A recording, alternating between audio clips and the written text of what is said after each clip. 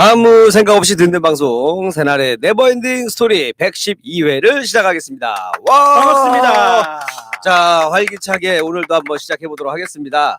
자, 벌써 이제 10월 된 지도 꽤 지났잖아요. 근데 날씨가 이제 확실히 이제는 좀 많이 쌀쌀해졌다라는 게 느껴지는 그런 날씨고, 요즘에 이제 행사들도 좀 많이 좀 취소되는 경향도 있고 요즘에 하여튼 뭐 이렇게 저렇게 근데 좀 생각이 좀 많아지는 점점 날씨가 추워지면 사람이 좀 잡생각이 좀 많아지는 것 같아요. 하겠습니다. 자, 게스트 소개가 늦었습니다. 저와 함께 진행해 주실 세 분의 패널분들 소개하도록 하겠습니다. 먼저 제 오른쪽에는 방금 뭔가 강력하게 있지만 한번 참는 절제의 미를 보여주셨던 우리 야수님 자리해 주셨습니다. 안녕하세요. 현직 요정 야수입니다. 네, 알고 그 뭐 요정 타이틀을 뭐 이렇게 왔다 갔다 해요. 네, 그 마차님한테 뺏겼다가 네. 최근에 돌려받았습니다. 그러면 마차님은 뭘 써요 이제? 유여해. 유여해? 정말 자, 그것은 쓰세요. 아닌 쓰세요. 것이지. 쓰실래면 쓰시고. 자, 어쨌든 우리 요정님, 우리 자꾸 야수님. 보게 되잖아요. 네. 야수님은 또 한 주 동안 별일 없으셨어요? 예, 서초동 때문에 서초동에서 행복했습니다. 야, 또 같이 또 우리 LTE 뉴스 했던 입장으로서 우리 또 강성범 선배님이 이번 또 집회 최대 수혜자. 아니 거기서 이제 했는데 제가 이제 예전에 코너 짤 때보다도 더 강해지셨더라고요.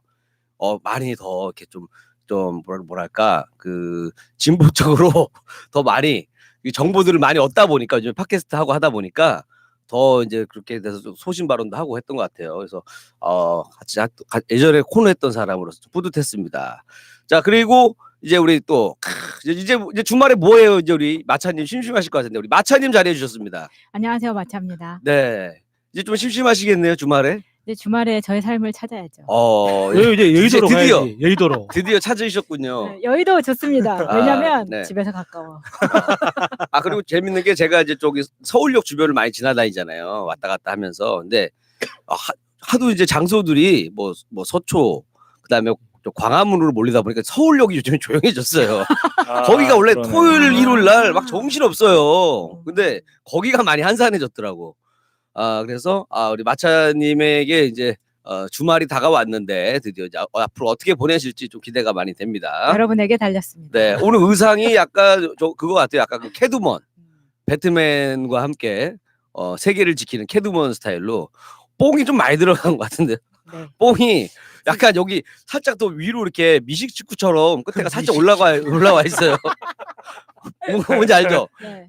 끝에가 살짝 오토바이 있어요. 좋아하시지 않으세요? 그렇죠. 모토바이크. 예.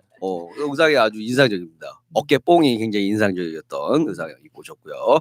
자, 그리고 우리 오사춘기님 자리해 주셨습니다. 안녕하십니까. 은행의 공격을 뚫고 여기까지 잘 왔습니다. 예? 무슨 소리세요? 냄새. 은행. 은행 냄새. 3개 잘못 밟아갖고. 회사에서 욕 바가지로 먹고. 야. 아니 근데 그거 가끔씩 이렇게 또 어르신들 중에서는 예. 그렇게 계속 주스시는 분들이 계시던데. 주면 안 돼요. 그 중금속 덩어리인데. 그 먹으면 안 되죠. 예. 그리고 이제 근데 이제 모아가지고 좀 식당 같은 데 파시는 거 아니야? 결국 내가 먹는 거 아니야. 그러겠네. 세 알씩만 먹어야지. 더 먹으면 안 되겠다. 우리 엄마 아빠. 이래서 세 알씩만 먹으라고 하는 거구나. 이게 위험 중금속 때문에. 우리 엄마 아빠 저기 네. 태극기 집회 때문에 장사 안 된다고. 콜라텍이 요즘에 장사 안 돼요? 저기 무슨 밥만 주면 거기 쫓아간다고 이놈의 늙은이들 이렇게 해서 장사해 먹겠냐고. 우리가 태극기 집회 때문에 직접적인 피해자야. 우리 집이 진짜 직접적인 피해자. 그러시겠네. 이제 좀 피해 끝났으셨을 거예요. 이제 네. 다들 이제 생활로 돌아가셨습니다. 이제 이번 토요일부터는 다시 네. 콜라텍으로 돌아오실 겁니다. 돌아오실 겁니다. 그리고 거기가 두 집회랑 콜라텍 중에서 콜라텍이 더 재밌어야 안 가실 거 아니에요. 프로그램 좀 개발하시라고 그러세요. 안 가게. 계속 더 자극적으로. 지금 콜라텍 뭐 그거 있잖아요. 뭐 이벤트라던가 이런 걸 또 세게 해가지고 지금 거기 가야 되는데 네. 제 단풍놀이 가야 되는데 그 저기 뭐야 버스 있잖아요. 네. 예약이 안 잡힌대요. 예약이 안 잡힌 영향을 미치는군요.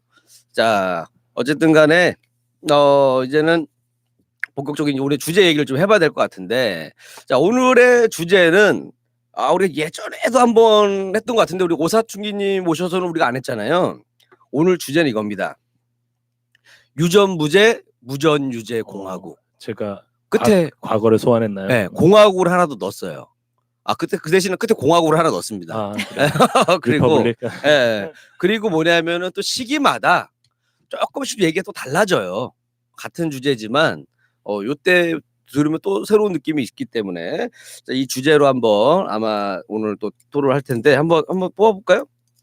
자, 순서 한번 정해보도록 하겠습니다. 자, 유전, 무죄, 무전, 한숨을- 유죄, 공화국. 야수님, 저의 우상 야수님 한숨을 팍 쉬고 아우, 있어요. 4번입니다. 저는 3번입니다. 네.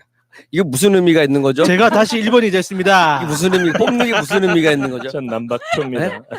그냥 뭐 제비 뽑기로 하는 건데. 제가 네. 1번을 원한 건 아니었는데 네네네.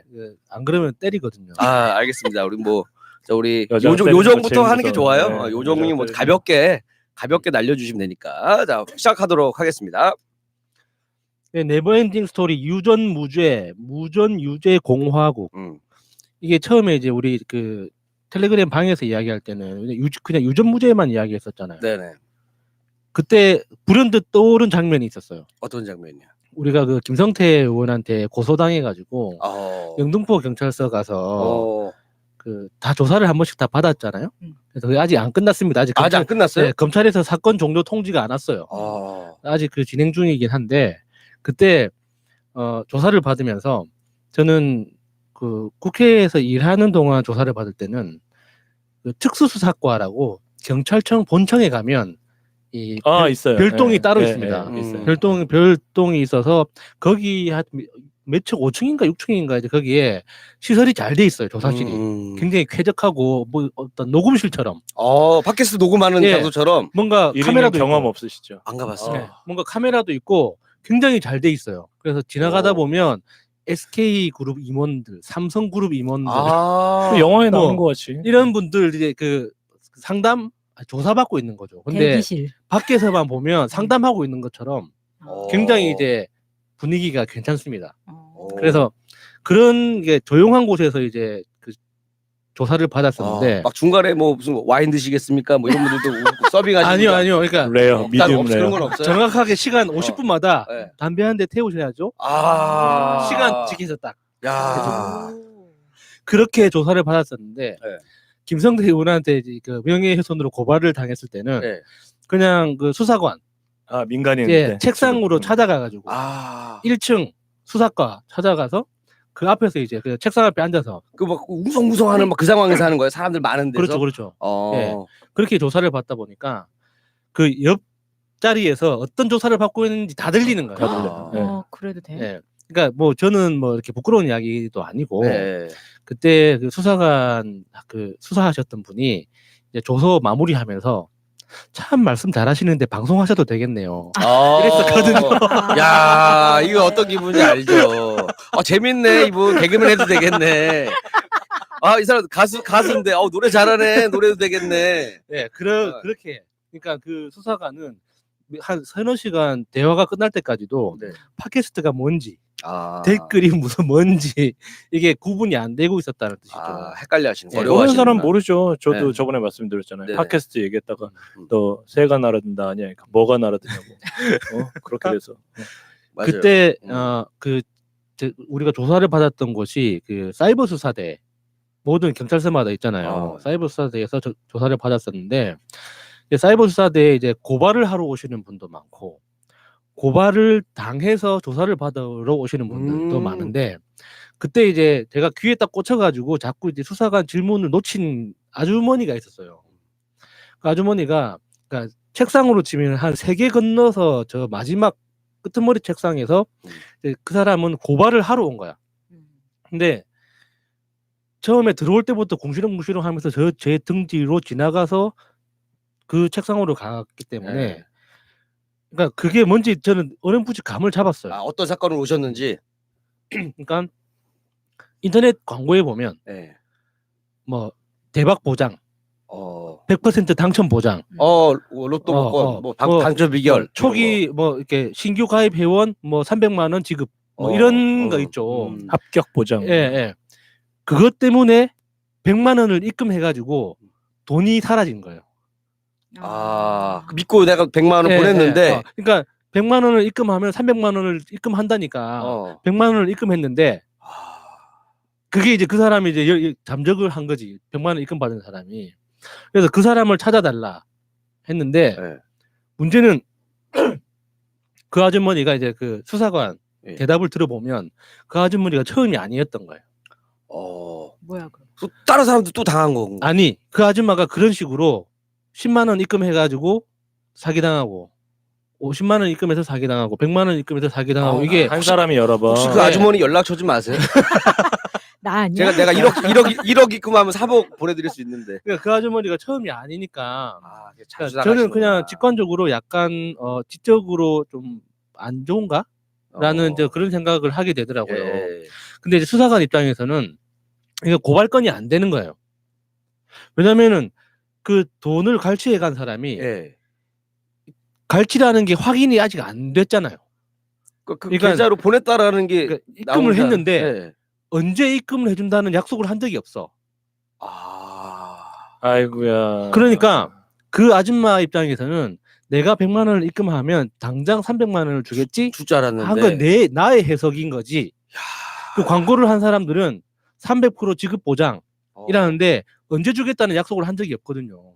그러면 통상적으로 48시간 정도의 시간을 가정을 해요. 예. 그러면 48시간 동안은 사건이 아닌 거예요.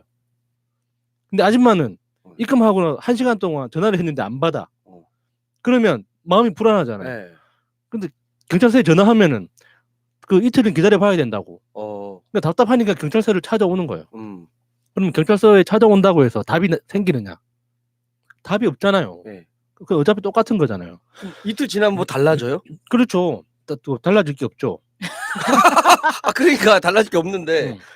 그러면 결국 그 사람이 언제까지 주겠다라는 게 명시가 안 돼 있으면은 이게 사기가 안 되는 거예요?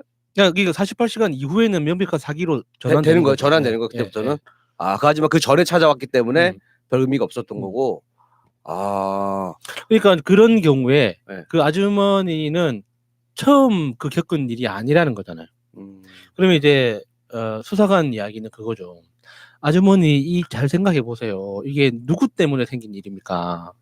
아주머니가 이런 일을 처음 당한 거면 그 속인 사람이 나쁜 건데 아주머니 지금 3번이 넘는다. 그러면은 아주머니가 그 광고 문구에 현혹돼 가지고 아주머니 욕심 때문에 무리를 하다가 지금 변을 당한 건데 그러면은 지금까지 이 아주머니가 잘못한 거예요? 그 사람이 잘못한 거예요? 그게 물어볼 수 있죠. 경찰관 예, 입장에서는 충분히. 그리고 예. 아주머니가 지금 이게 이 똑같은 사건으로 찾아온 게 처음도 아니고 그러면 아주머니 사건에 대해서 이전에도 똑같은 절차를 통해서 그러니까 결국에는 사건 미해결 상태로 그냥 넘어가는 거죠. 그렇게 이제 처리가 됐는데 왜 똑같은 일을 가지고 다시 찾아오냐고. 그러면 아주머니만 불편한 게 아니라 아주머니를 그냥 보내야 하는 우리도 너무 괴롭다고. 왜냐하면 아주머니가 피해를 받은 건 명백한데 그건 속인 사람 잘못이 아닌 거예요. 이제는. 그렇지. 당한 사람도 그렇죠. 똑같은 패턴으로. 패턴으로 계속 반복하니까. 난 한 번밖에 안 당했음. 450만 원. 450. 그러니까 이제 뭐 우리 이게 한 번은 실수지만 뭐 2번, 3번 반복되는 거는 뭐 실력이다. 뭐 이런 얘기도 있잖아요. 네, 그렇죠. 예. 그러니까 이제 유전무죄, 무전유죄라는 그 관념에서, 네. 그러니까 이 아주머니는 자기가 다급하다고, 그러니까 내가 돈이 없다고 생각했기 때문에 작은 돈이라도 벌고 싶다는 그 욕망만 있는 거지. 네. 그 광고가 약속하는 그 내용이 합리적인지 아닌지, 그리고 법적으로 문제가 있는지 없는지를 따져본 건 아니잖아요. 그러면 그 경우에는 경찰도 도와주기가 힘들어지는 거예요. 그러니까 그게 욕심 때문에 자기가 스스로 어떤 구렁텅이로 들어가는, 근데 그런 게 이제 반복되는 그 패턴을 그 아주머니를 통해서 딱 봤을 때 네. 여기서 크게 점프를 해가지고 예. 베네수엘라로 넘어가겠습니다. 야, 너무 큰데. 그러니까 근데 베네수엘라 갑자기 어디 있어요? 글로 남미에 넘어. 있나? 네, 베네수엘라 네. 미국 밑. 브라질 옆에. 미국 밑에. 아, 그래요? 그러니까 브라질하고 미국하고 멕시코 사이. 아 여기에. 그래요? 예. 나 네. 칠레는 어디? 가끔씩 네, 이제 네, 미드 네. 보면은 베네수엘라 출신이라고 막 하면서 대화하고 하는 게 또 나오거든요. 그래서 가깝다라는 느낌은 들었어요. 미국하고. 그러니까 베네수엘라가 지금 뭐 어떤 가난의 상징처럼 항상 이야기 되잖아요. 기름도 나는데 왜 나라가 그렇게 되는지 모르겠어요. 그러니까 사람들이 그러니까 기름이 남으면 뭐하냐 가난해지는데 그게 부정부패가 심하고 정치인들이 그러니까 능력이 없으면 무능력하면 이제 그렇게 된다 이렇게 이야기를 하잖아요. 그런데 아까 이제 경찰서에서 봤던 그 아주머니처럼 똑같은 실수를 반복했기 때문에 베네수엘라가 지금 힘든 거거든요. 네. 그러니까 우리나라 정치인들이 이제 뭐 가난하다, 대한민국 경제가 어렵다 이야기할 때 베네수엘라처럼 된다라는 이렇게 이야기를 하잖아요. 그래서 과연 베네수엘라 이야기를 듣는 사람들이 베네수엘라가 왜 그렇게 어렵게 됐는지 알고 있을까라는 의문이 항상 들었어요. 그렇게 말하는 정치인은 베네수엘라의 정치 상황과 미국과의 관계와 지금 현재 왜 그렇게 됐는지에 대해서 알고 베네수엘라를 이야기를 하는 걸까? 그래서 저는 아까 경찰서 이야기를 했을 때 예를 들었던 그 아주머니하고 베네수엘라 상황하고 이제 똑같다고 이제 생각하는 이유가 베네수엘라는 항상 이제 기름만 믿고 살았던 거예요. 기름만 믿고. 왜 그 베네수엘라 기름을 믿을 수 있냐면 전 세계에서 베네수엘라 기름은 유일해요. 희귀한 거예요. 아니 많이 그러니까 나잖아요. 사우디도 나고 중동에서 많이 나는데 그러니까 왜 거기가 유일하게 이게 나는 기름이라고 생각하세요? 흙이 똑같은 이렇게 우리가 흙이라고 이야기를 하지만 네. 나라마다 지역마다 흙의 어떤 모양이나 성질이 조금씩 다르잖아요. 예. 그렇죠. 기름 성분이 좀 다른가? 예, 황토가 있고 흙토가 있고 예. 이렇게 심지어는 강원도에서 흙도 팔잖아. 먹는 흙. 아, 팔아요. 강원도에서. 아, 그래요? 먹어요. 그거를 아. 숟가락을 한 숟갈씩. 그러니까 그렇게 이제 흙도 다른 것처럼 기름도 지역에서 나는 게 성분과 성질이 다 달라요. 그래서 이제 무슨 뭐 중질유, 브렌트유 이런 말 들어보신 적 예, 있죠. 그런 것처럼 그게 이제 황의 농도에 따라서 이제 시큼한 석유부터 이제 단석유로 이렇게 구분을 하거든요. 근데 시큼한 석유가 무거워요. 그러니까 물처럼 출렁출렁한 상태에서 나오는 석유부터 완전 진흙처럼 예. 찰흙처럼 생긴 그 석유들도 있거든요. 근데 그 베네수엘라에서 나는 석유는 거의 찰흙처럼 나는 석유예요. 그래서 찰흙처럼 나는 석유는 모든 나라에 다 필요합니다. 왜냐하면 석유가 땅에서 캐낸 석유가 너무 물 같으면 다루기가 힘들어요. 설비에서 로스가 많이 나가지고. 그래서 약간의 무게감이 필요하거든요.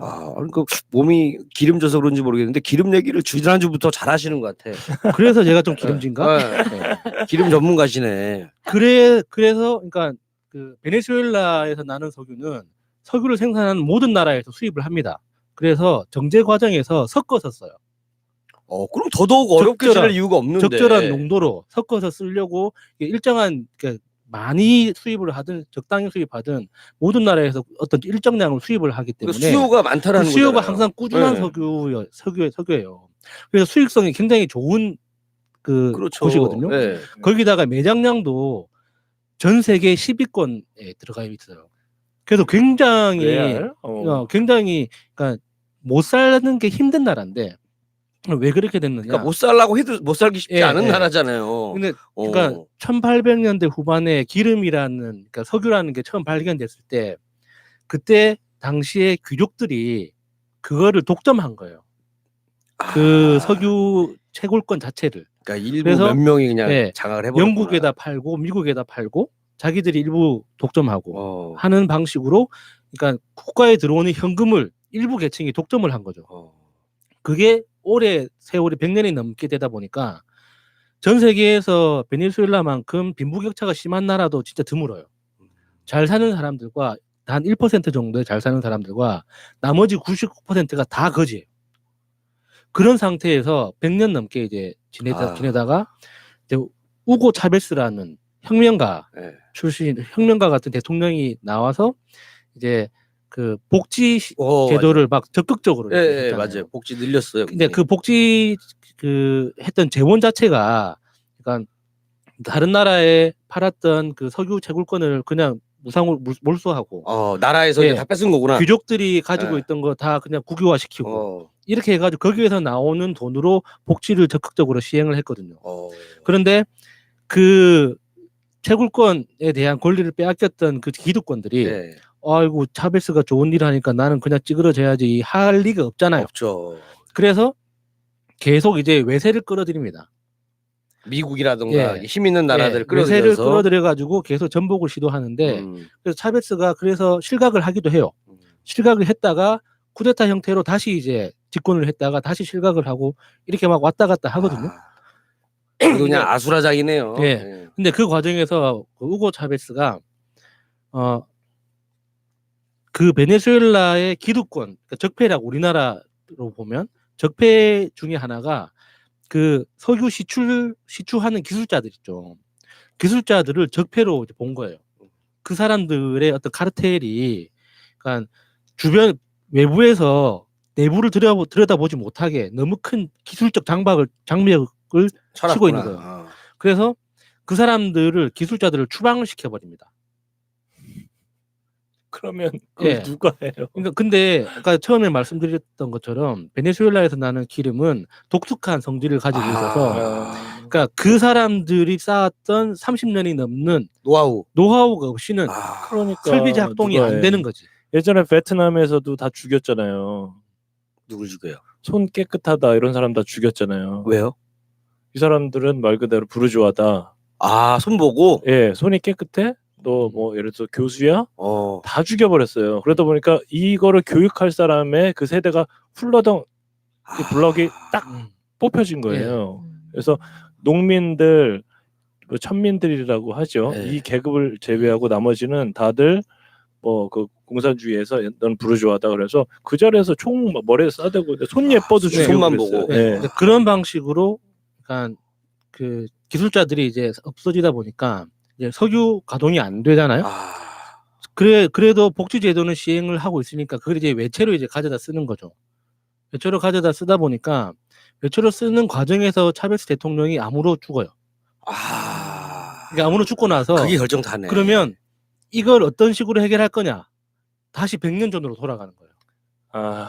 그래서 리더가 중요한 다시 거예요. 그 석유 시추권을 외국에 팔고 그 공기업화 돼 있던 걸 이제 사유화시키고 또 귀족들이 예. 또 그냥 나서서 예. 다 하고. 그래서 낙수 효과. 그나마 복지 시스템을 통해서 국민들한테 분배를 하던 걸 차단되니까 국민들은 살이 빠지고 쓰레기통을 뒤지는 그렇죠. 이런 사태가 생기게 된 거예요. 좀 그러니까, 이해가 되네. 그러니까 똑같은 잘못을 계속 반복하고 있는 거예요. 그러니까 낙수 효과가 국민한테 절대 안 가잖아요. 위에만 가잖아요. 지금 이재명 경기도지사가 학생들한테 청년들한테 청년수당. 돈 주고 그나마 그거는 옆에 가서 호프집이라도 살리고 네. 술이라도 먹고 그런다고 하는데 예, 물론 술에 비하면 그렇겠지만 그러니까 그런 식으로 잘못된 걸 알지만 그 잘못된 걸 아는 과정에서 이익을 누리는 사람, 아까 내 경찰서에서 그 사기당한 아줌마 같은 경우는 그 광고를 했던 사람은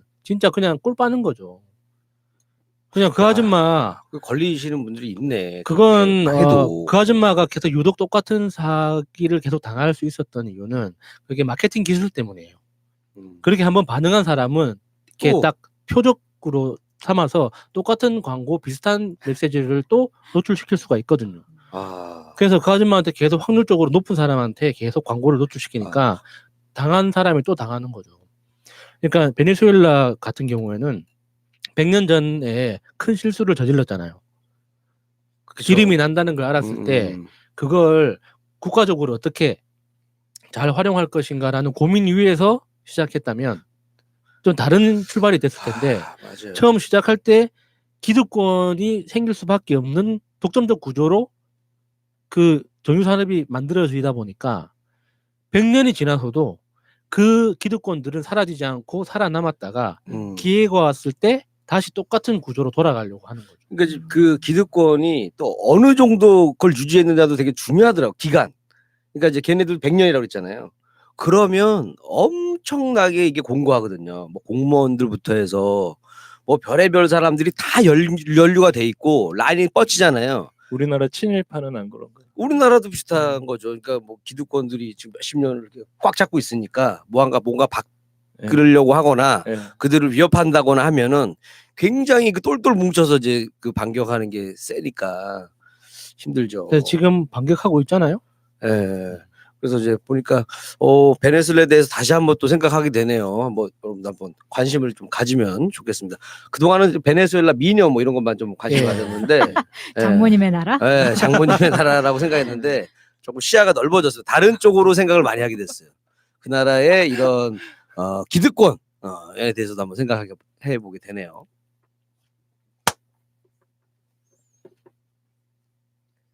이번 누구시죠? 2번? 접니다. 어. 예, 오사춘기 다시 돌아왔는데요. 오늘 저기 유전무죄, 네. 무전유죄 공화국에 대해서 제가 저번 토크 때 마지막에 이걸 갖다 멘션했던 것 네네네. 같아요. 그래서 그거 다음 토크 할 때 하면 좋겠다 이 말씀을 했는데 제가 일단은 뭐 주제를 시작하기 전에 지난 토크 때 네. 수요일인가 그때 그 휴일이었잖아요. 예. 그때 이제 그 제 와이프하고 저기 연극을 보러 갔어요. 라이어라는 연극을 보러 갔는데 대학로에 네, 있는 거기서 라이어. 이제 그 이걸 이제 방송을 이제 유튜브로 딱 하게 된 거예요. 지난 저기 녹음한 거를. 네네. 근데 거기서 이제 욕을 태배기로 먹은 거예요, 제가. 또 악플이 또 달렸어요? 악플을 쫙 봤는데. 보지 말라니까. 근데 뭐 저는 이제 민간인이고 완전 네. 일반인이고 하다 보니까 그래서 유튜브 2번 보고 그다음에 팟빵 거기서 네. 한 번 듣고 이런 식으로 쭉 이렇게 리뷰를 해봐요. 댓글 악플 달릴 게 네, 있었나 그때? 그러니까 그래서 네. 뭐라고 하냐면 참 수다스럽다. 아니 20분 동안 자기 얘기를 해야 네, 되는데 그러니까 좋은 이야기 아니에요? 네, 두 번째로 방송하는 사람한테 뭐, 수다스럽다는 거 좋은 이야기잖아. 뭐 발음을 굴린다. 그거는 뭐 세 번째로 뭐 있으니까. 여성을 겸하한다. 제가 하드코어로 좀 나간 건 좀 사실인데 그 여성을 폄하했던 내용이 있었나요? 제가 여성을 무서워하긴 하지 전 평생 폄하를 해본 적이 한 번도 없어요. 왜 그래? 제가 만약에 일단은 저한테 기분이 나빴다면 정말 고개를 숙이고 사과를 제가 드리겠습니다. 정말 사과를 꼭 받아주시고 저한테 일말의 변의 기회를 주신다면 저는 여성 폄하에 대해서는 절대로 제가 동의할 수 없는 게 말씀드렸듯이 집에 여자가 5명이에요. 큰 누나가 저하고 5살 차이 나거든요. 저는 여자들한테 꼼짝을 못해요. 큰 누나가 중학교 때 배구 선수였어요. 배구 선수한테 등짝 스매싱 한 3대 맞잖아요. 등이 잘려져 나가는 그거 있잖아요. 옛날에 그 통키한테 불꽃슛 맞으면은 배에 손자국 나잖아요. 그거죠. 배구 선수. 정말요. 그리고 내 막내는 5살 차이 나니까 큰 누나하고 이제 10살 차이가 나니까 건드리질 않아요. 그리고 우리가 집에 식구가 많고 엄마가 가게를 하다 보니까 우리 집에 이렇게 뭐 이런 얘기 그런데 좀 가정부가 계속 갈렸어요. 근데 언니가 있었는데 왕언니가 6년 반을 저희 집에 계셨어요. 나중에 시집 가서 이제 제주도로 가셨는데 그분이 이제 절대 권력이에요. 절대 권력. 그러니까 위로 셋이 있는 거예요. 말 안 들으면 죽어요, 진짜. 정말. 그리고 나이가 좀 들면서 뭐가 있냐면 그렇게 심부름을 시켜요. 약간 집안이 약간 좀 카스트 제도가 네. 있네. 그렇게 심부름을 시켜요. 제일 밑이신 분이셨네요. 튀김 사와라, 뭐 아이스크림 사와라. 아이스크림 사왔는데 씩씩거리면서 사왔더니 빵빠레 안 사왔다고. 브라보콘 사왔다고. 빵빠레를 안 사와? 등짝도 정말로 저는 그렇다고 이제 고등학교 때 뭐 복싱 선수였으니까 그렇다고 누나 아구창을 때릴 수는 없잖아요. 그렇죠. 그러니까 뒤지게 쳐맞는 거예요, 그냥. 저의 유일한 소망은 성인이 돼서 독립하는 거고 만약에 제가 제 와이프를 뭐 함부로 하거나 그러면 저 누나들이 알면 저 죽습니다. 아니 근데 지금 오사춘기님이 그 댓글에 너무 민감한 것도 있고 이제 처음이니까 근데 그날 이런 부분이에요.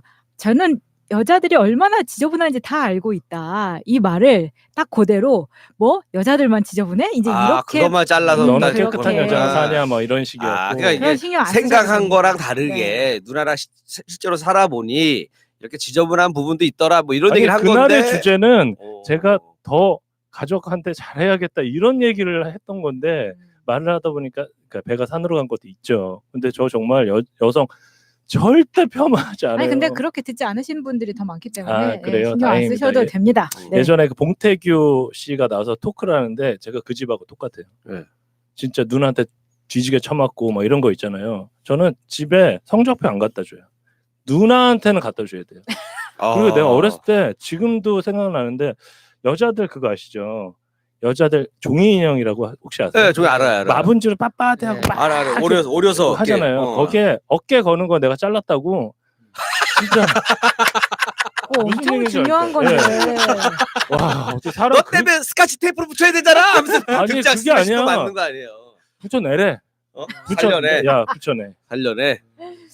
붙여내. 그것도 되게 얇아가지고 얼마나 붙이기 힘들고. 무서워요. 정말 그래서 어린애가 오리다가 그거까지 잘라버렸는데 그걸 넘어가 줘야지 그거를 그러니까. 또. 그게 있어야 옷도 입힐 수 있고 어. 걸어줘야 돼. 전 그게 생각난다니까요. 그렇게 돼서 막 그 누나가 약간의 그 최고 권력자였어요. 그리고 뭐 그런 거 있잖아요. 라면 끓여.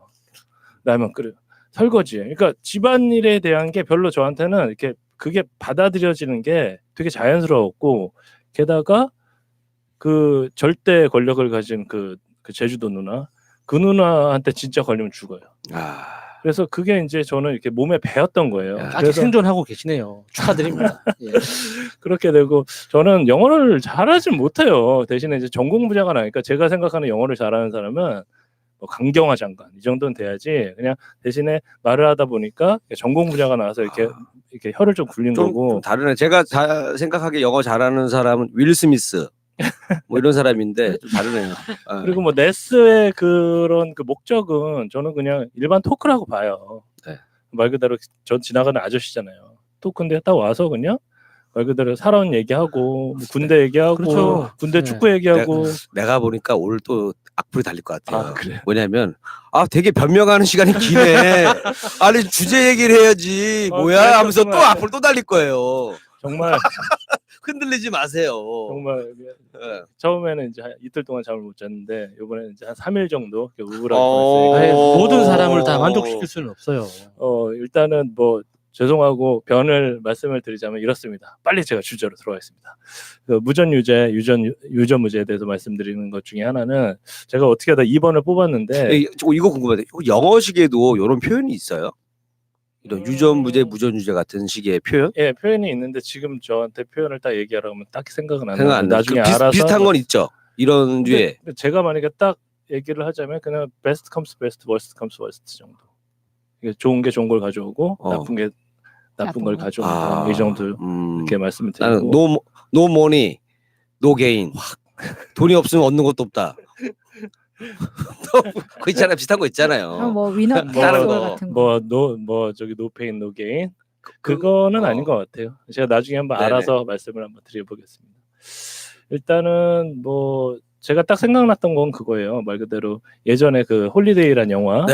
예, 근데 제가 아까 말씀하셨던 것 같이 그렇게 준비를 하셨다고 이린님도 먼저 들어보고 내가 또 이제 또 다른 거 많으니까. 근데 거기에 대한 그 홀리데이의 저는 그 내용을 가지고 말씀을 드리려고 그래요. 먼저 한번 쫙 왜냐면- 먼저 쭉 얘기하시면 제 시간 때는 이제 팩트 체크 내가 들어갈게요.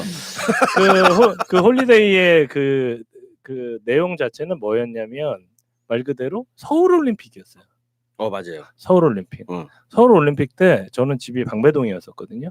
그런데 이 옆에 사당동, 봉천동, 그다음에 그 중앙대학교 있는데 거기가 어디죠?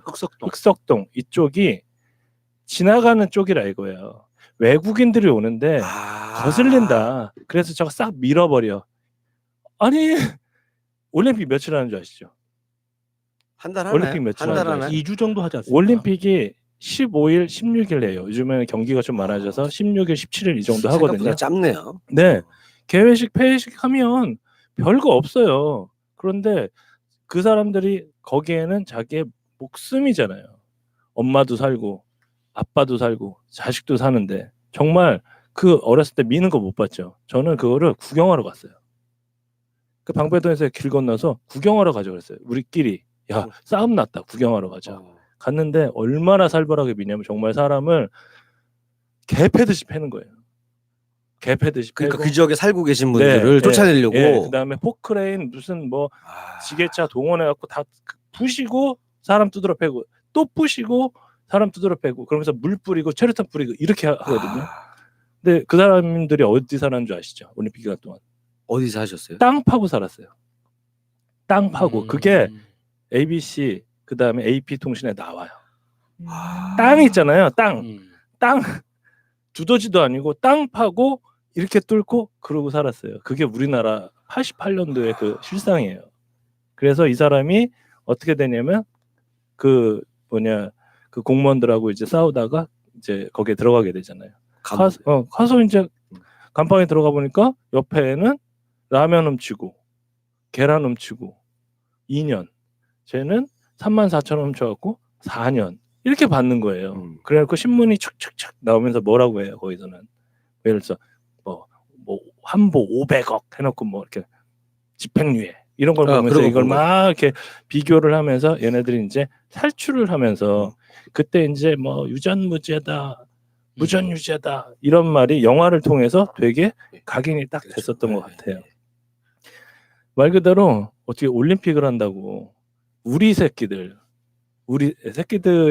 아예 걸려내나? 우리 가족들 대통령이 국민이 가족이잖아요.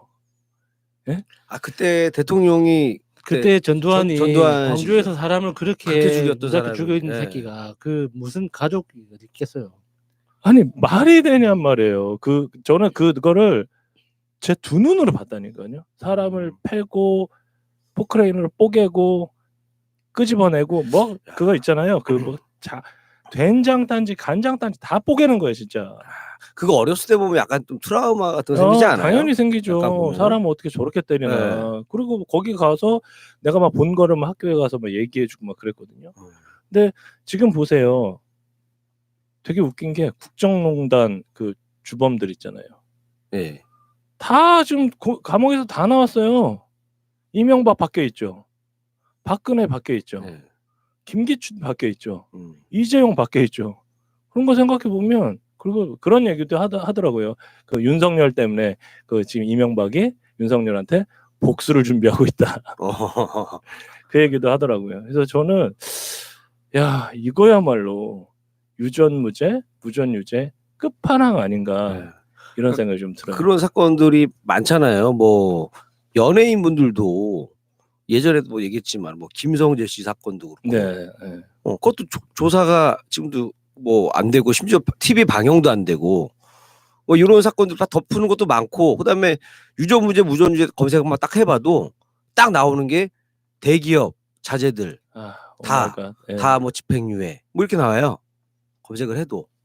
그래서 이게 저는 이렇게 곰팡이 같이 약간 피어나는 거라고 봐요. 근데 우리가 곰팡이가 딱 생겼을 때 유한낙스 이런 걸로 확 집어넣고 없애버려야 되는데 조금만 한눈은 팔면 이게 곧바로 이제 그 금방 이게 번져가지고 그 아예 그냥 방을 못 쓴다든가 그 물건을 못 쓴다든가 이렇게 되잖아요. 제가 저한테 좀 기특한 게 몇 가지 있는데 제가 제 자신한테 그 중에 하나는 제가 이렇게 성인이 되고 나서 지금까지 이렇게 자수성가를 한 거예요. 그러니까 뭐 집에서 돈을 받거나 한 번도 그래 본 적은 없는데 그 중에 하나가 이제 여러 가지 알바를 했었죠. 알바 중에서 그래서 꿀 알바가 제가 예전에 손이 좀 오그라드는데 옛날 CF 모델을 좀 했었어요. 광고를 좀 몇 개 찍었어요. 그때는 지금 돈이 되게 많이 들어왔었고. 그 제품이 어떤 쪽 제품? 절대 얘기 안 할 거야. 손발이 오그라들기 때문에. 남자 속옷? 그러니까 뭐가 됐든 부럽네요. 한 번도 해본 적이 없어서. 약간 이렇게 무슨 큰 그 사진도 이렇게 찍고 그랬는데 뒤태도 많이 찍고 그랬어요. 여기까지만 할게요. 창피해서. 남자 속옷 맞는데 뒤태 나올 정도. 웬만하는 거 다 앞태가 나오잖아요. 뒤태가 나오는 거는 청바지 아니면 얼굴이 못생겨갖고 청바지 아니면 머리가 작아가지고 어깨가 좀 넓고 그때는 약간 그랬었던 것 같아요. 예. 되게 창피한 얘기인데 말하고 나서 지금 얼굴 빨개졌습니다. 일단은 그러고 두 번째로 제가 했던 알바 중에 뭘 했었었냐면 옛날에 그 운동하는 애들이 이제 할 수 있는 최고의 알바 중에 하나가 그러니까 교관 알바라고 있어요. 혹시 어렸을 때 극기 훈련 가보셨어요? 뭐 네. 캠프 같은 데 가면 거기 가면 교관들 있잖아요. 네, 빨간 모자 쓰고 그렇죠. 예. 그런 이제 교관 알바를 했어요. 막 선생님들하고 뭐 괜히 이벤트를 하죠. 뭐 인수인계 시간이 있겠습니다. 해놓고 뭐 지금부터 누가 이빨 보이라 뭐 이런 뭐 하는 거 아니에요? 제 뭐 13회 뭐 배명고등학교 극기훈련 입소식을 시작하겠습니다. 막 하면서 전체 국회의원 경례하면서 막 그렇게 돼요. 뭐 여고도 하고 여중도 하고 이제 인기 많잖아요. 또 예, 교감분들 뭐 인기 많더라고. 쓸데없이 가만 보면 나이 차이도 별로 안 나요. 뭐 대학교 1학년인데 고등학교 2학년짜리 보면 한두 살 뭐 고등학교도 막 재수 3수에서 들어온 애들은 동갑이에요 또. 예. 그 교감분들이 은근히 인기가 많더라고요. 그 당시에 내가 이제 여학생들 물어보면은 맞아. 막 그 이후에도 막 편지도 쓰고 막 그런 애들도 있었어요. 유니폼 효과라고 하죠. 맞아. 네. 편지가 내가 같은 사람이 교관이 돼야 되는데 그 빨간 모자 딱 쓰면 눈이 가려지잖아. 눈만 가리면 괜찮거든. 편지가 예. 그냥 제가 센 것만 한 라면 박스 한 10통 정도. 와. 그러니까 네. 인기 많다니까 교감분들. 괜히 그런 거예요. 그러니까 뭐 수영 강사에도 그렇고 애들이 그렇잖아요. 네. 그 어렸을 때 사춘기. 그런데 그러면서 왜 그러냐면 교관은 그러니까 이게 체대생들한테 딱이에요. 그렇죠. 왜냐면 2박 3일, 3박 4일로 계속 로테이션을 들어와요. 어디 학교 나가면 또 입소하고 또 들어오고 그래서 일주일에 2-3번씩 하는데 뭐가 있냐면 산악행군이 있어요. 뭐 교관도 맨날 올라가야 돼 거기를. 죽어나요 그게. 그러니까 체대생들이 하기 딱 좋은 거예요. 그러니까 매번 이틀에 한 번씩 올라가고 먹는 식단 똑같아요. 카레 먹고 짜장 먹고 볶음밥 먹고 식판에 나오는 밥 먹죠. 똑같아요. 그러니까 이게 얘네들은 3박 4일 이렇게 가지만 우리는 3박 4일 똑같은 거 먹잖아요. 정말 카레가 정말 지금 생각하면 그렇게 해서 이제 했었는데 거기서 뭐가 오냐면 처음에 이제 입소식을 딱 하고 이벤트를 쫙 해요. 선생님 간에 뭐 교육 인수인계가 있겠습니다. 선생님하고 막 악수를 하고 쫙 헤어지면 저희한테 명단이 넘어와요. 그 2학년 3반 셋째 줄에 2학년 3반 맨 뒤에서 셋째 줄, 2학년 1반 맨 뒤, 그 다음에 뭐 2학년 7반 앞에서 두 번째 명단을 딱 넘어오고 얘네들 건드리지 마라. 뭔가 힘 있는 아이들인가요? 극기 훈련을 왔는데 우리한테 딱 명단이 넘어오는 거예요. 근데 되게 웃긴 게 저하고는 아무 상관도 없잖아요. 저는 알바하는 그 학생이에요. 정의감에 사로잡혀 있는데도 불구하고 정말 꺼리게 되는 거예요. 그때는 막 욕이 난무하고 애들 막 때리고 막 그랬어요. 극기 훈련 가서 얼굴도 모르는 그냥 교관 알바하는 형들한테 뒤지게 쳐맞은 거예요, 진짜. 왜? 옛날에 그랬어요. 왜 돈 내고 맞아요? 그러니까 옛날에는 지금은 그게 없어졌는데 예전에는 극기훈련, 뭐 수학여행, 졸업여행 이런 데 가서 다 이렇게 교관들이 와갖고 그걸 이벤트 회사에다 맡겨요. 그러면 이벤트 회사는 어떻게 되냐면 선생님하고 교장하고 교감하고 그때 노는 거예요, 선생님들은. 맞아. 교육인수인계 딱 해놓고 그 다음부터는 이제 이벤트 그 회사에서 가서 이제 회의 사드리고 저희 가서 뭐 해드리고 뭐 하루 종일 자고 뭐 고스톱 치고 선생님끼리 이렇게 놀았어요. 애들한테 술을 빼서 빼고 담배 같은 거 뺏으면 선생님한테 갖다 드려요. 다 마시는 거예요, 선생님들이. 우리도 나눠 마시죠. 그런데 이게 왜 그러냐면 교관이 왜 힘든 그런 거냐면 얘네들 놀러 왔잖아요. 뭐 막 담배도 숨기고 얼마나 그 어렸을 때 추억이에요. 그래서 잠을 안 자요. 그러니까 저희는 이제 그걸 갖다 맞고 잠자게 하려고 우리끼리 이제 불침반 막 쓰고 막 애들 뭐 얼굴에다 뭐 낙서를 하느니 막 지들끼리 그러거든요. 그런데도 불구하고 여간 그런 로얄 패밀리들이 있어요. 저희는 신경 쓰이죠. 선착순 3명 딱 하는데 애가 학학학 막 들어오잖아요. 그러면 야, 너 아파? 일로 와봐. 저희가 갖고 무릎 꿇고 있어. 어쩔 수 없는 거예요, 우리도. 그 알바하러 가면서. 그리고 정말 그러다가 무릎을 꿇혀놨다고 한마디 하는 거예요, 이제. 걔네들이 정말로 육성의 누구 아들, KBS 누구 손자, 막 이런 애들이 딱 있어요. 그러니까 내가 그렇게 얘기했건만, 근데 선착순이니까 어쩔 수가 없잖아. 티가 나잖아. 그거는. 남들이 보기에 분명 내가 먼저 들어왔는데 쟤는 무릎 안 꿇게 하고 그럴 수가 없잖아요. 그게 더 문제 아닌가? 그러니까 이게 더 문제지. 문제니까 그런 거조차도 싫어하는 거지. 소위 말해서 말 그대로 그냥 극기훈련 가서 극기훈련을 가서도 그렇고 게다가 아시다시피 우리 남자들 군대 다 갔다 와서 알지만 보직 옮기는 거 그건 말이 안 되잖아요. 정말 사고를 제대로 쳤거나 아니면 어디 탈영을 했다거나 이래야 보직을 옮기는 거지. 보직을 안 바꿔줘요. 군대에서 군대로 옮기는 것도 말이 안 돼요. 황교안 아들 코너링이 좋다고 이게 바꾸는 게 누가 봐도 코너링은 우병우. 그래요? 말이 안 되잖아요. 걔는 말이 안 되죠. 황교안 아들 아마 전주에서 대구로 옮겼을 걸요. 네. 맞아요. 그 자기 이제 아빠가 있는 데로 이렇게 네. 옮겨가고 그다음에 누구지? 그 남경필 아들인가? 남경필 아들 맞나요? 그래서 뭐 네, 문제 있었는데 성추행하고 성추행, 그다음에 예. 폭행하고 이랬잖아요. 보통 우리가 군대 가서 알지만 해지간하면 뭘 누가 투서하고 누가 그럽니까? 얼마나 더티하게 성추행을 했으면 우리 군대에서 막 퍼블릭 목욕탕 그 사병들 목욕탕 가면 별짓을 다 하잖아 이놈들만. 그러니까 이제 그게 제가 딱 봐도 사건을 딱 보면 생각을 해보면 저도 군대 갔다 왔으니까 그러니까 그게 이제 뭐 진짜 뭐 이성을 그러니까 동성을 좋아해서 하는 성추행이 아니라 그 사람을 굉장히 모욕시키는 네, 성추행이란 네, 말이에요. 네. 뭔지 아시죠? 그냥 웃자고 하는 것도 와, 아니야 그런 이거는. 그냥 모욕시키는 거예요. 야 바지 벗어봐. 네. 야, 막 이렇게 하는 거란 말이에요. 그러니까 굉장히 뭐 성추행이라고 해서 뭐 남자를 뭐 좋아해서 이게 아니란 네, 말이에요. 굉장히 네, 그 네. 사람은 피해자는 자살할 수 있을 정도의 굉장히 위험한 사람 미치죠. 충격을 주는 네. 거거든요. 그게 그래놓고 그렇게 덮었잖아요. 그러니까 군대에서 그 정도로 사고 치면요. 그리고 언론에 영창 가야 언론에 그렇게 나올 네. 정도면 그런데 그것도 그냥 덮고 그다음에 또 폭행 사건이 있었잖아요. 네네. 또 덮었잖아요. 그 나와서는 또 마약해. 다 덮여졌어요. 그러니까 우리나라에 지금 아까 얘기했던 국정농단 그 4인방 다 나왔죠.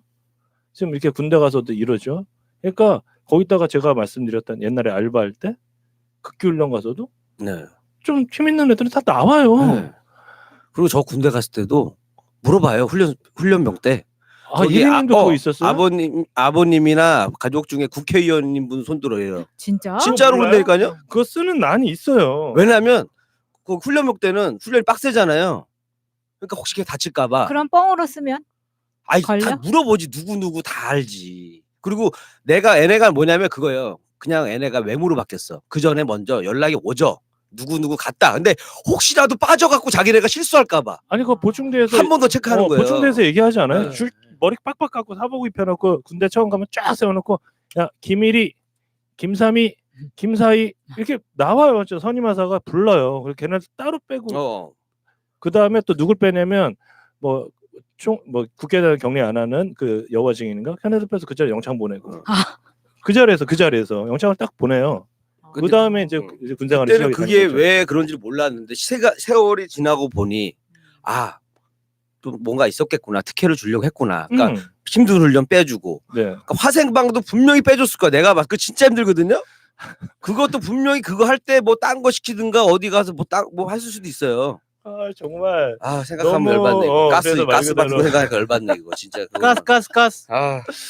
이상하게 난 변태인가 네. 할만했던데. 변태네.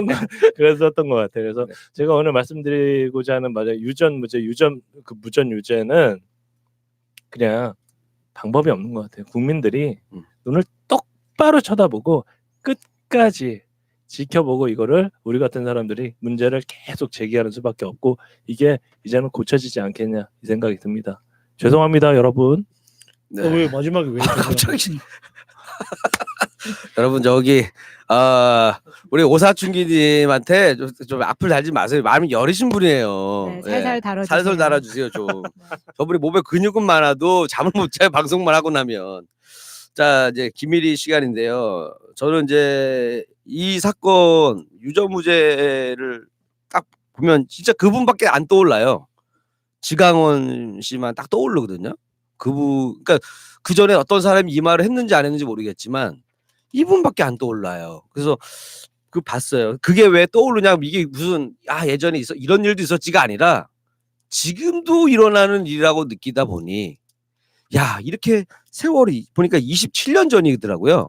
그게 1988년도 10월 16일 날 서울 서대문의 한 가정집에서 이제 인질극이 벌어진 게 시작이 된 거잖아요.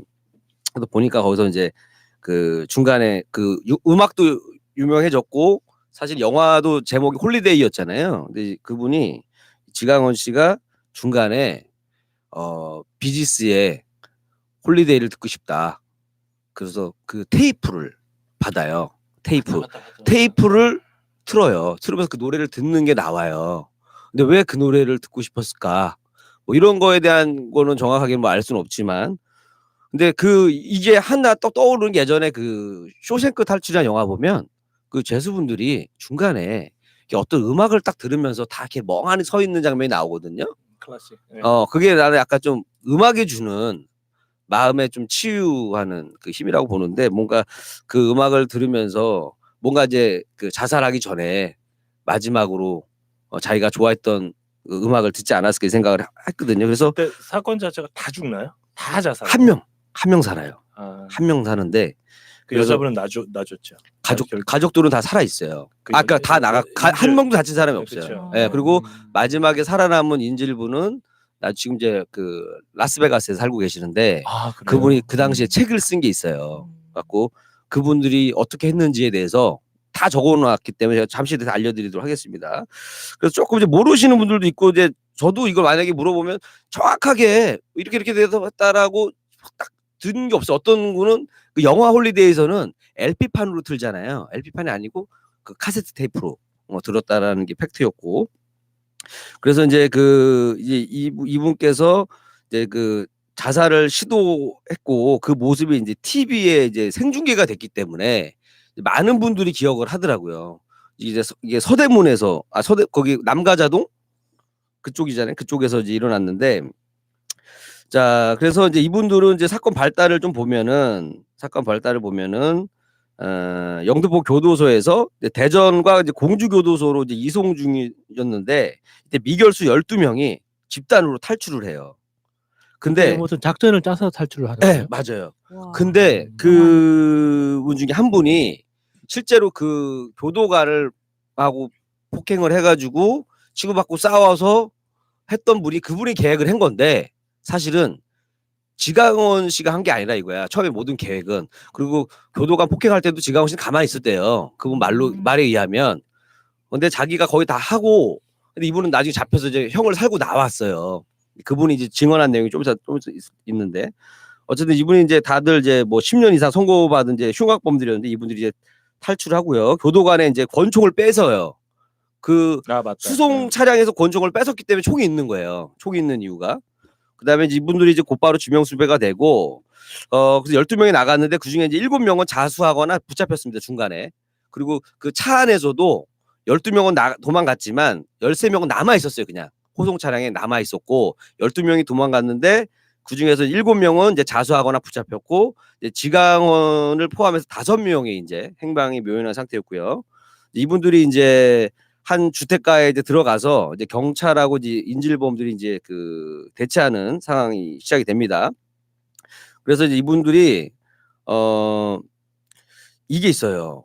방송에 왜 나갔나 했는데 그렇잖아요. 나는 이게 장면이기 때문에 방송에 나갔다고 생각했거든. 그냥 그 당시에 끔찍한 사건이니까 탈주범이고 그게 아니라 불러달라 그런 거 아니에요? 불러달라고 했어요. 맞아요. 방송을 불러달라 생중계를 요구를 해요. 억울함을 전하겠다. 직접 전하겠다 해가지고 그리고 이제 그때 그 지강원 어머님이 와요. 어머님이 와서 설득을 합니다. 자수하라고 이렇게 설득했는데 그 지강원 씨가 했던 얘기가 사람이 자기 뜻대로 살 수는 없지만 마지막은 내 뜻대로 살겠습니다. 어머니한테 이렇게 얘기를 하고 저는 이제 이 스토리를 이제 영상을 다 보고 하다 보니까 처음에는 이제 무전유죄하면 이분이 떠올랐거든요. 근데 이분이 했던 얘기 중에서 저는 지금은 제일 가슴속에 와닿는 건 그 말이에요. 평범하게 살고 싶었습니다였어요. 평범하게 살고 싶었습니다. 그 한마디가 되게 좀 많이 와닿았고 이 사람이 그렇게 들어간 거죠. 그 산동네에 살다가 그 철거반 왔는데 철거반을 때려가지고 고가정까지는 제가 네, 못 그렇게 봤는데 이분 이제 들어갔어요. 600만 원인가 훔쳐가지고 훔쳐가지고 이제 뭐 하다가 뭐 17년을 받았어요. 가중처벌. 네, 17년 받았고 딴 사람들도 세 명인가 4명이 공범해가지고 650만 원 훔쳤는데 600억도 아니고. 네, 650만 원 훔쳤는데 15년 막 이렇게 다 받은 거예요. 근데 이제 결정적인 게 뭐였냐면 그 당시에 이제 그 전두환 그 동생 중에 누가 이제 돈을 이렇게 뭐 횡령을 했는데 전경환 그 70억인가 뭐 그렇게 했는데 60억인가 70억인가 있어 정확한 건 수치는 모르겠다. 그 정도 액수를 했는데 형이 자기네보다 짧게 나온 거예요. 전경환 그래서 네. 뒤에서 뒤통수 빡 시민한테 맞았잖아요. 네. 그게 방송됐어. 그래갖고 그 모의를 이 교도소에서 이미 했었어요. 유전무죄 무전무죄 그 유전무죄 무전유죄 관련된 걸 우리가 하자. 그래서 원래 계획은 이분들이 방송국으로 가려고 그랬어요. 방송국에. 그 교도소에서 탈출해가지고 원래 계획이 방송국으로 가서. 그 계획을 사실 지강원 씨가 한 게 아니라 실제 하신 분이 따로 나중에 인터뷰를 한 게 나오는데 한번 좀 이따 좀 보여드리고 그 다음에 이제 참 그런 얘기를 좀 이런 얘기를 좀 하셨는데 그 다음에 이게 재밌어요. 이분이 중간에 이제 한 명이 그러니까 인질들끼리 막 싸우는 느낌이 있어요.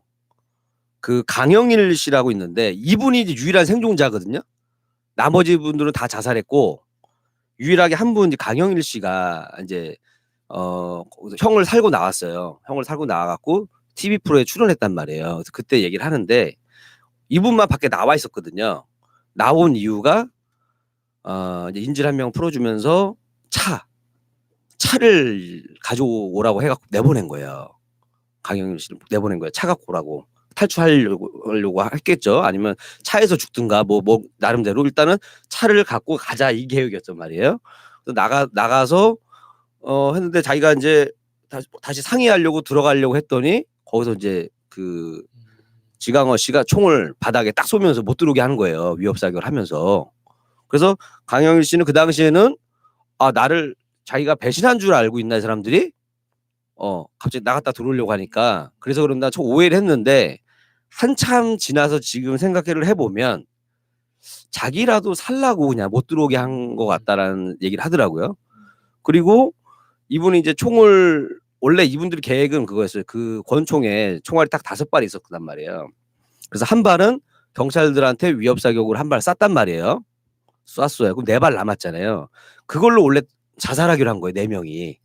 한 발씩 딱 쏘서 다 죽자로 했는데 이 강영일 씨한테 한 발 더 쐈단 말이에요. 그러니까 이제 위협 사격. 그러니까 이제 총알이 이제 안 맞잖아요. 일단 안 맞아. 숫자가 안 맞으면서 그러면서 이제 거기서부터 뭔가 우리 다 총알로 죽기로 했는데 어떻게 된 거냐 하면서 이제 거기서 막 하면서 나머지 분들이 총으로 자기들 자살하고 뭐 이렇게 됐다 그러더라고요. 그래서 그 원래는 계획은 권총으로 다 안에서 자살하려고 했던 계획이 있었나 보더라고요. 하여튼 뭐 이런 얘기가 있었고, 그러니까 위협 사격도 원래 한 발 쏘기로 했는데 2발을 쐈나 보구나. 어쨌든 거기서 이제 뭐 이런 게 있었고,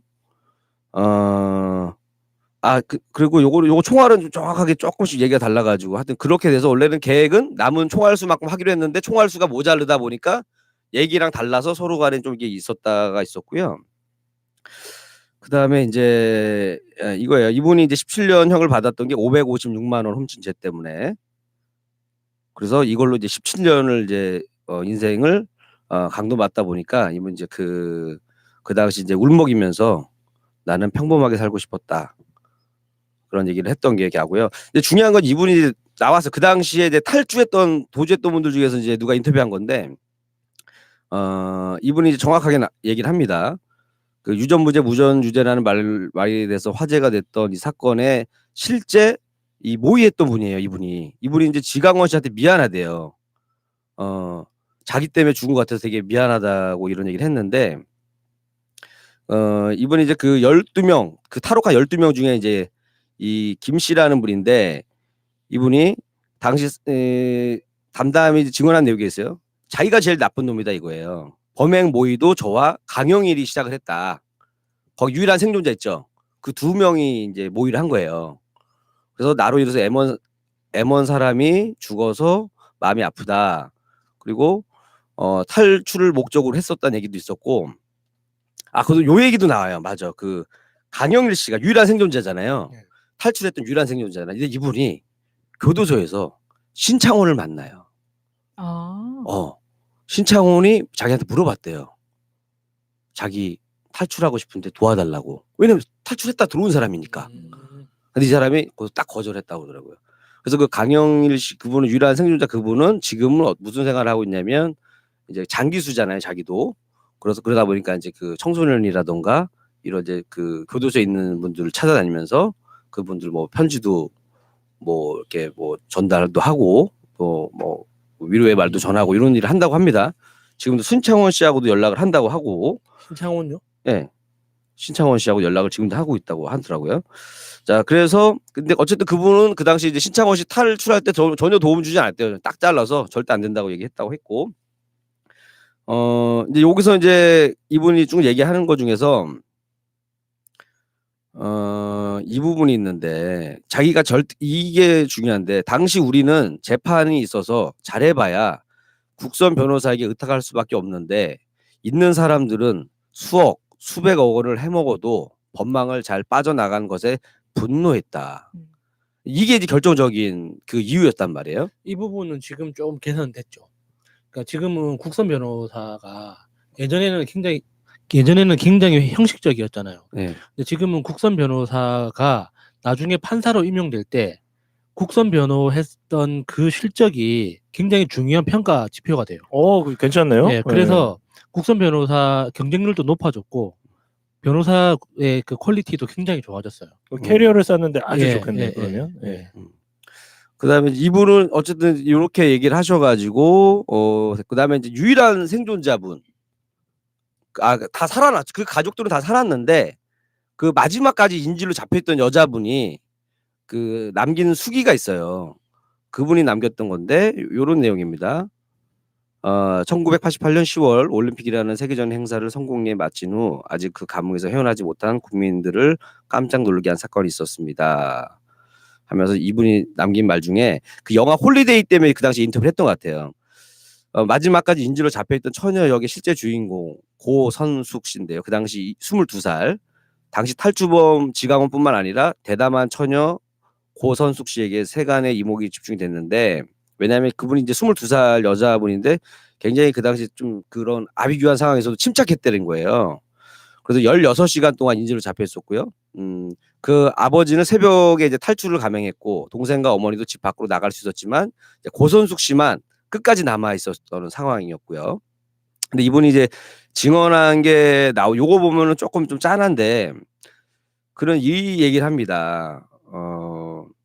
정중한 4인의 탈주범에 대해서 담담하게 회상하고 있다. 그러니까 정중한이라는 걸 넣었어요. 남자분들은 정중한 태도로 존댓말을 쓰고 있었다. 협박하는 사람들의 모습이 아니었다. 칼과 권총도 어디로 감췄는지 보이지 않았다. 또 그는 이제 어머니는 이제 영화와 마찬가지로 실제로 이제 심장병을 앓고 있었고 하지만 엄마는 그들을 안심시키려고 애쓰는 눈치였고 엄마의 이런 태도는 그들을 자수시키려는 노력으로 발전했다. 그리고 그 당시 그 어머니는 지금도 내가 젊은 아이들을 죽인 것이나 다름없다. 자수시키지 못한 걸 후회한다며 울먹이신다고 합니다. 그래서 그분이 이제 느낀 탈주범들은 되게 인간적이었고, 오죽하면 자기를 인질 삼아서 빠져나가라고까지 했대요. 그분이. 스톡홀름 그런 건가? 맞아. 스톡홀름 증후군이라 그랬어요. 그렇게까지 할 정도로. 왜냐하면 이제 그 안에서의 모습이, 왜냐면 사실은 여자분 1명이고 남자분 4-5명이잖아요. 탈주범들이고. 근데 진짜 이분들도 물론 잘못이 있어서 그렇게 했겠지만 거기에 이제 어린 학생 계속 미안하다 그리고 스스로가 좀 어느 정도 서로 간에 좀 서로 통제하는 느낌이 있었단 말이에요. 서로 간에. 그러니까 이분들이 그거 단순하게 이 사건을 전체를 보다 보면 느끼는 건 뭐냐면 예를 들어서 자유를 맛보기 위해서 때로는 뭐 돈을 훔치기 위해서 뭐 여자를 뭐 괴롭히고 뭐 하기 위해서가 전혀 아니었다는 얘기예요. 억울해서란 자기는 돈이 없어서 17년을 받았는데 왜 저 사람은 몇십억을 해먹었는데 왜 몇 년 안 살고 나오고 그러니까 이 유전무죄 무전유죄 이 분노가 가득 찼던 거예요. 근데 이제 그거를 내가 보면서 이분들이 나와서 만약에 더 악질적으로 행동을 하고 뭐 무고한 사람 죽이거나 뭐 경찰을 쏴서 죽였다거나 이렇게 했으면 이분들은 그렇게까지 지금도 기억하면서 그러지 않았을 텐데 이분들은 굉장히 자기랑 똑같은 일반 국민한테는 되게 정중하게 잘 했단 말이에요. 그리고 거기서도 검찰하고 막 법원 판사를 막 비난을 합니다. 거기서도 대놓고 비난을 하고. 그래서 내가 이제 이거를 지금 뭐 달라진 게 있나? 지금은 지금도 똑같지 않나? 왜냐면 요즘에 기사 유전무죄, 무전유죄 검색해 보세요. 어떤 기사가 뜨는지 다 있는 집애들 나왔다는 얘기밖에 없거든요. 그러니까. 예. 그리고 연예인들도 가난한 연예인들은 잘 잡혀요. 진짜. 뭔지 알죠? 가난한 장자연이 그것 좀 가난해서 그렇죠. 백업 그렇겠어요. 가능하니까. 그래서 백이 없. 아니 그러니까 왜냐하면 백이 있거나 아버지가 권력이 있으면 누가 PD나 누가 함부로 하질 않아요. 그러니까 방송국 PD도 윗사람 말을 듣는 사람들이잖아요. 그 그렇죠. 윗사람 국장 윗급은 누가 컨트롤하겠어요? 정치하시는 분들. 그런 얘기도 해요. 어. 세월호에 강남 부잣집 애들이 많이 놀러 갔으면 절대로 쟤네들은 안 그렇게 됐다. 그런 얘기도 하잖아요. 예. 그래서 이제 이분은 이제 그 이후로 저기 이제 그렇게 라스베가스에 살면서 이제 지내고 있다라는 그런 내용인데, 그래서 그분들의 사건을 제가 계속 보면서 그 지강원 씨가 살짝 웃는 게 나와요. 웃는 게. 근데 그게 제가 봤을 때는 이제 그냥 진짜 이제 죽기 전에 이제 뭔가 그 여러 가지 생각이 막 교차돼서 나오는 게 아닌가 생각도 들고, 그러니까 죄만큼만 벌을 받으면 된다고 생각하거든요. 이분들이 죄가 없다는 게 아닙니다. 죄만큼만 받으면 돼요. 근데 죄만큼 안 받다 보니까 누구는 더 받고 누구는 덜 받고, 근데 이게 조금이 아니라 너무 커지다 보니 15년이 뭐야? 그래서 이제 근데 제가 걱정되는 건 뭐냐면요. 그러니까 이런 분들이 지금 교도소에 없겠냐 이거죠, 과연.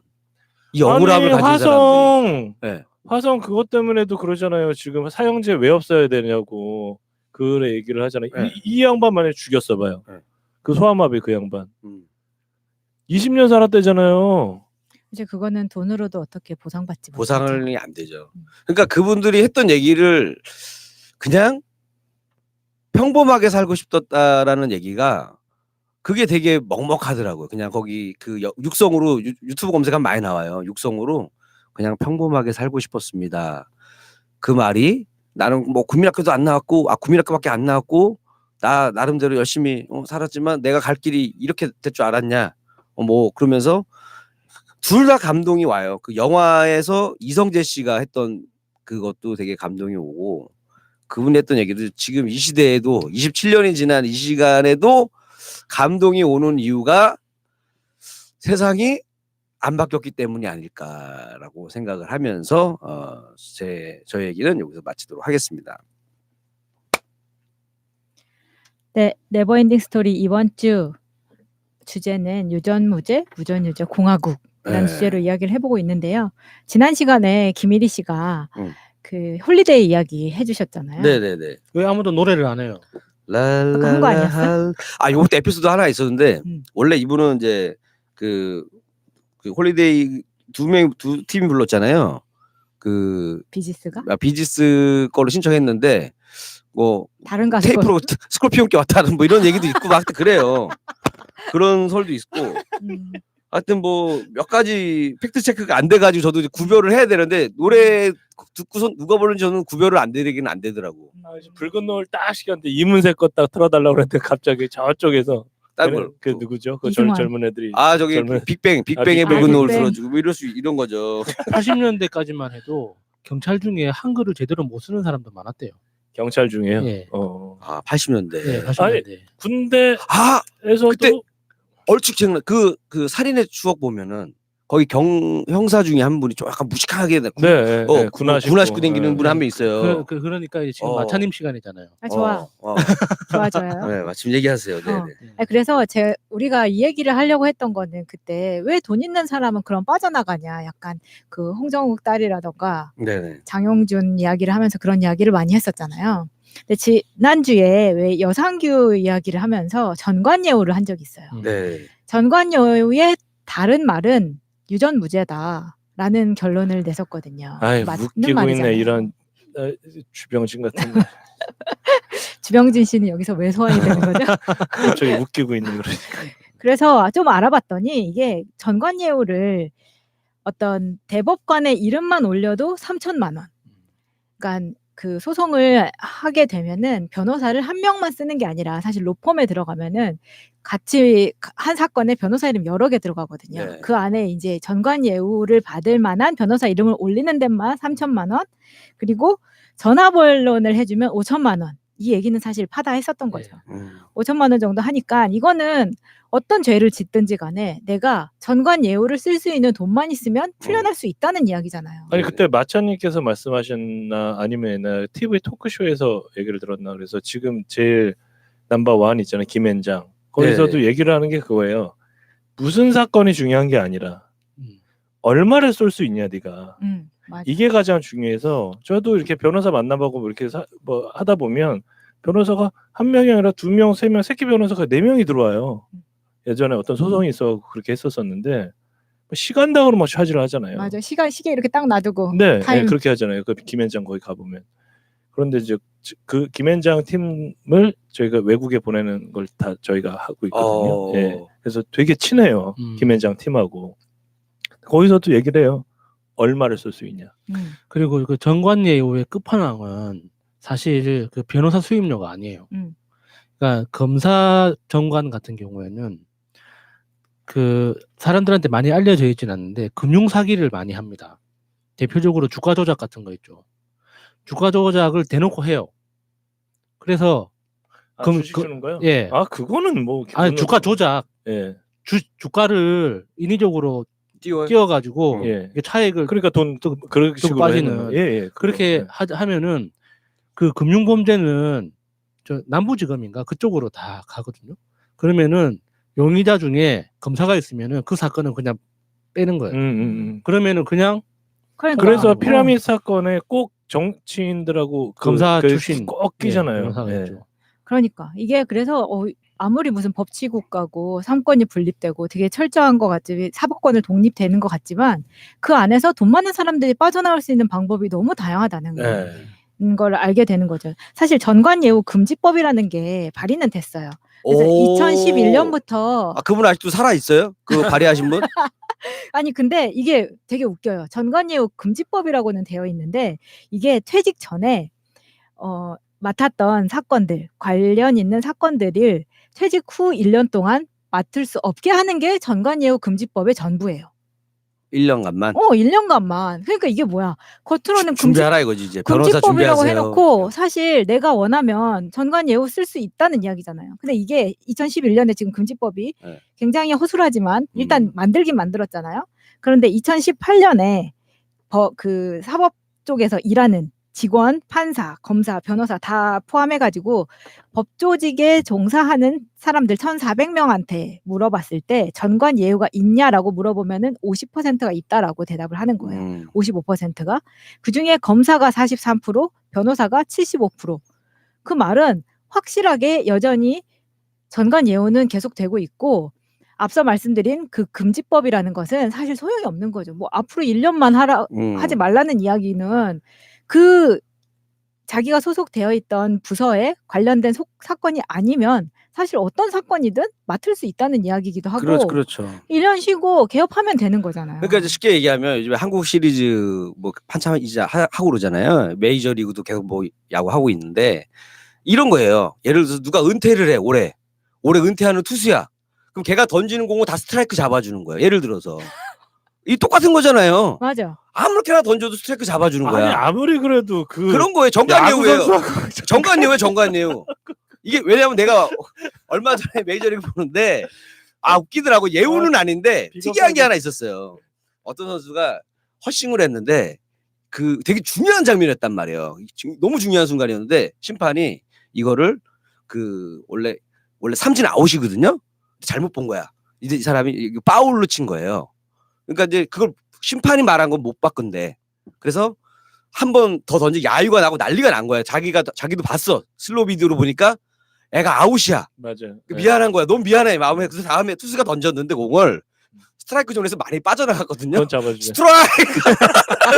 맞아. 그래서 야구 보다 보면 많이 있어요. 그래서 뭐야 그게? 형평성을 유지한 거죠. 나름대로 출구 전략이죠 그게. 근데 정관예우가 똑같은 거예요. 막 던져도 다 스트라이크 잡아주는 거예요. 맞아. 이게 전관예우하고 프로야구에서 스트라이크하고 그 비슷한 거예요. 문제도 아웃시키는 거 한 사람 인생을 아웃시키는데 이거 좀 아닌 것 같은데. 한 사람 인생을 아웃시키는데 무슨 소리 하시는 거예요 지금? 요즘은 비디오 판독할 수 있잖아요.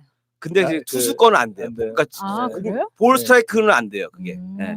아무튼 그래서 이게 전관 변호사가 얼마나 힘이 세냐면 재판 결과를 뒤집을 수 있다는 거예요. 예를 들면 검사의 16%가 정관이 개입되면 기소와 불기소의 여부를 바꾼다라고 대답을 했고 판사의 13%가 형사재판의 경우에는 결론을 바꿀 수 있다라고 이야기를 하는 결론을 거예요. 바꿀 수 결론을 있다. 바꿀 수 그래서 있다. 막 1심에서는 뭐 유죄인데 나중에 무죄되는 경우도 많잖아요. 2심, 3심에서도.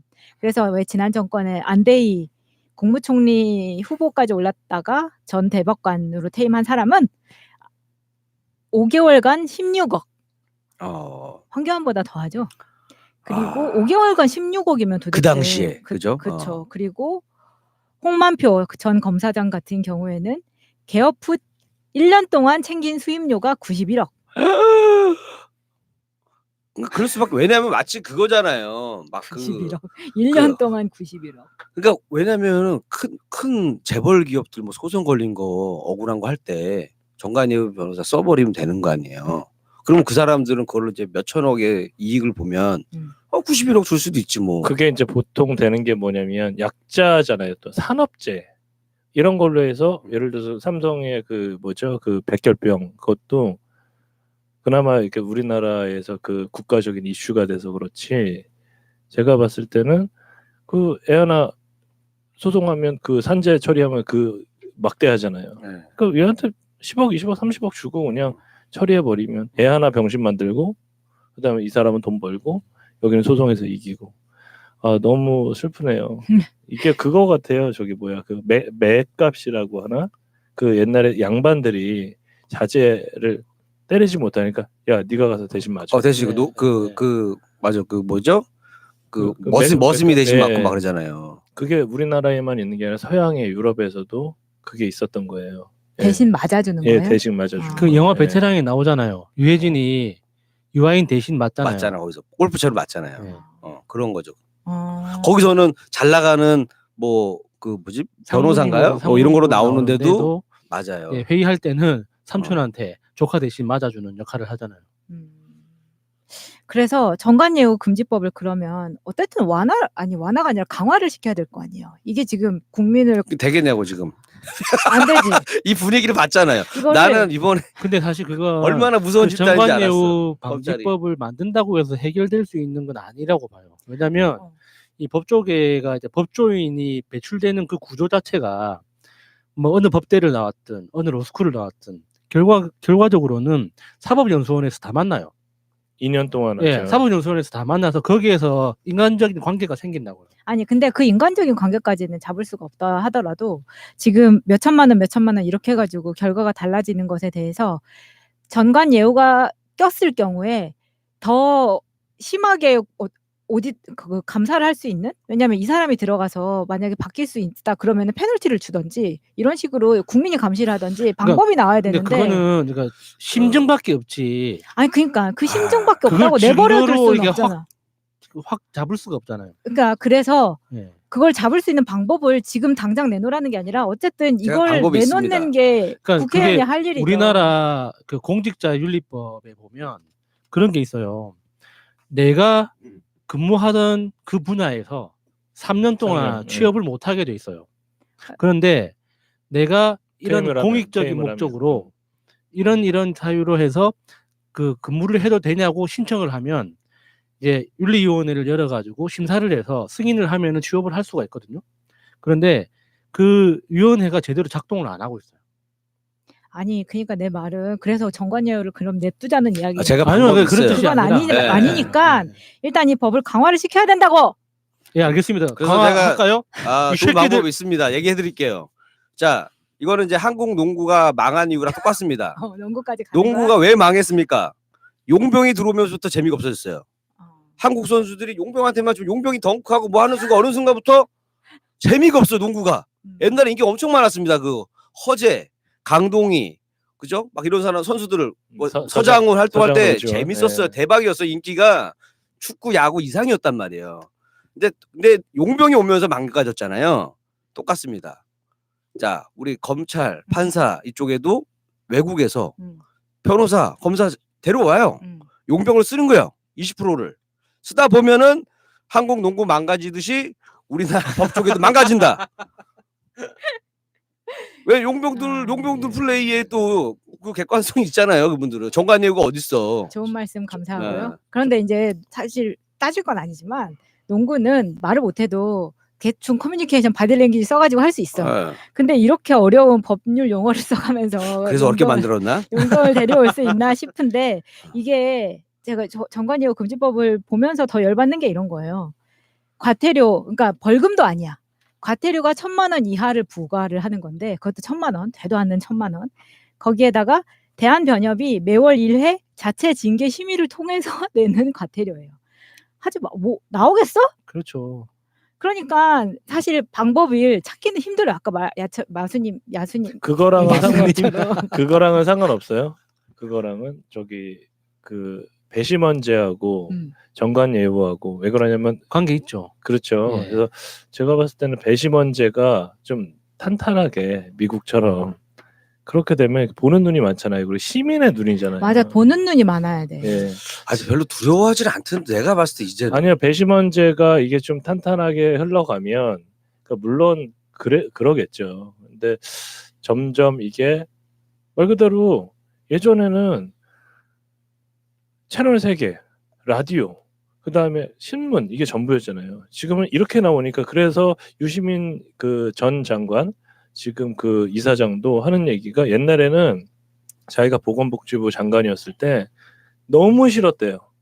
그 거의 그 기자들도 와서 말을 반 놓다시피 한대요.